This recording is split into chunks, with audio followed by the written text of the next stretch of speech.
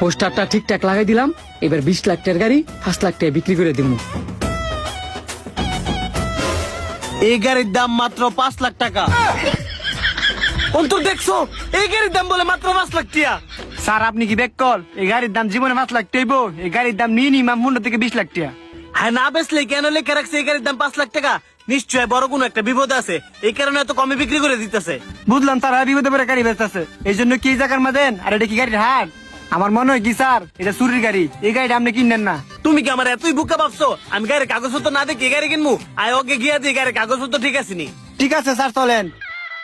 ভাই, গাড়িটা কি আপনি সত্যি 5 লাখ টাকা বিক্রি করবেন? না বিক্রি করলে কি আনানো লেখা রাখছি? আমার মা জনে না অনেক বড় একটা বিপদে পড়ছে, যেই কারণে এই গাড়িটা বিক্রি করে দেওয়া হইতাছে। কেরে কেরে তোমার মাহাজনে কি এমন বিপদ করছে যে 15-20 লাখ টাকার গাড়ি হুদা 5 লাখ টাকা বিক্রি করে দিতেছে? আগামী 2-3 ঘন্টার ভিতরে আমার মা জনের 5 লাখ টাকা খুব দরকার, কারণ ইলার মেয়ে অনেক অসুস্থ। যদি 5 লাখ টাকা ব্যবস্থা না করতে পারি তাহলে ইলার মায়া মারা যাইবো। এখন গাড়ির দাম যদি বেশি দেই তাহলে মানুষ এটা নিয়ে অনেক মুলামুলি করবো, যাতে মুলামুলি না করার লাগে এর লাগে কম দামে বিক্রি করে দিতেছি। তোমার মাহাজনে 15-20 লাখ টাকার গাড়িটা ঘুরতারে, আর এর কাছে 5 লাখ টাকা ক্যাশ নাই। ছিল শুধু এই গাড়ি না, আরো 2টা গাড়ি আসিল, সব গাড়ি বিক্রি করিয়া ইলার মায়ের পিছনে ডালতাছে, কারণ ইলার মায়া হচ্ছে মৃত্যুমুখী। আমার স্যার ইলার মায়ের অনেক ভালোবাসে, তো এলেগে যা পারতাছে তাই বিক্রি করে দিতেছে। স্যার আমি প্রথমে ভুল বুঝছিলাম, এটা অনেক ভালো গাড়ি, আপনি নিতে পারেন।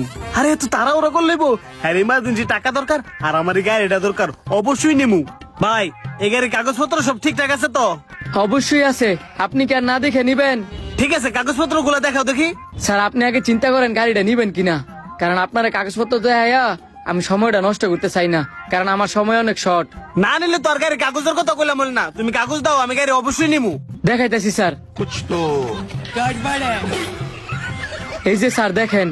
रुको जरा सबर करो। কাগজপত্র তো সব ঠিকই আছে দেখা যায়। বললাম না আপনারে কাগজপত্র সব ঠিক আছে, শুধু টাকার কারণে এই গাড়িটা ইমার্জেন্সি বিক্রি করে দেওয়া হইতাছে। আমি তো সাথে ক্যাশ টাকা আনি নাই, এখন টাকা কিভাবে দিব? স্যার ক্যাশ থেকে অনেক ভালো হইব আপনি যদি অ্যাপের মাধ্যমে টাকাগুলো ট্রান্সফার করে দিতে পারেন। আরে অ্যাপে ট্রান্সফার করে দিলে তো আমার আরো বেশি ভালো হয়। অ্যাকাউন্ট নাম্বারটা বলেন।